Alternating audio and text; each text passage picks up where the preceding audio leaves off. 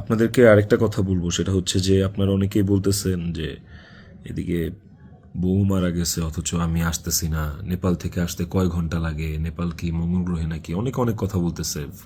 Content ক্রিয়েটাররা video বানাইতেছে যে নেপাল থেকে আসলে 1 ঘন্টা লাগে, এই লাগে সেই লাগে। ভাই, আমি নেপালে 18 বার আসছি, আমি জানি নেপাল থেকে যেতে কতক্ষণ লাগে। কিন্তু নেপাল থেকে বাই রোডে বাংলাদেশে যাওয়ার কোনো সুযোগ নাই। ইন্ডিয়া হয়ে বাই রোড যাওয়া যায়, সেটাও লুকায় টুকায় যাওয়া যায়, অথবা ইন্ডিয়ার ভিসা থাকা লাগে। কিন্তু যেদিনের ঘটনা সেদিন আমি এমন কোনো চেষ্টা বা প্রয়াস বাদ রাখি নাই যে নেপাল থেকে বাংলাদেশে যেন আসা যায়। সেটা বাংলাদেশ নেপাল ডিরেক্ট ফ্লাইট হোক, ছিল না। ট্রানজিট ফ্লাইট ছিল না, একটা ট্রানজিট ফ্লাইট ছিল, ওইটার টাইম আর ওইটাতে আসলে আমাকে পরের দিনই আসতে হইতো।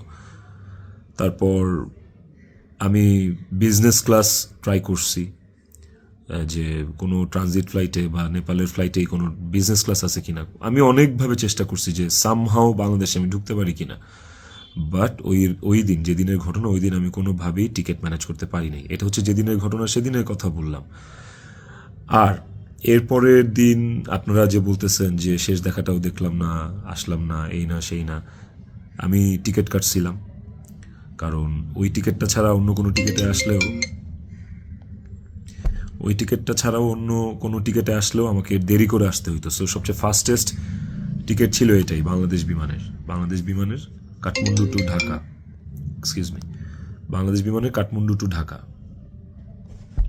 দেখেন এখানে লেখা আছে 1 মার্চ, এই যে 1 মার্চ।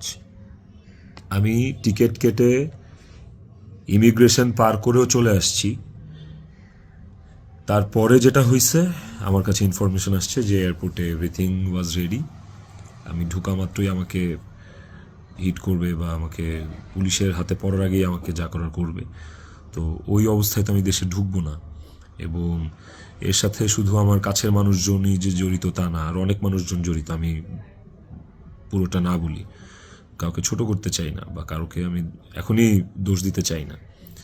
তো আমি যখন বুঝতে পারলাম যে আমি দেশে আসা মাত্রই আমার উপর অ্যাটাক হবে এবং এটা হিতের বিপরীত হবে, এবং এখন মব হলে যেটা হয় যে পুলিশও আসলে অনেক সময় নিরুপায় হয়ে যায় সিচুয়েশনে, ওই জিনিসটা অ্যাভয়েড করার জন্য যে আমার কিছু হইলে এখন আমার ছেলের কী হবে, আমার ছেলে তো আমার পথ চেয়ে বসে আছে, ওই ব্যাপারটা যখন আমি জানতে পারি, ক্লিয়ারিফাই হই, তখন আমি ইমিগ্রেশন ক্রস করার পরেও আমি অফলোড হই।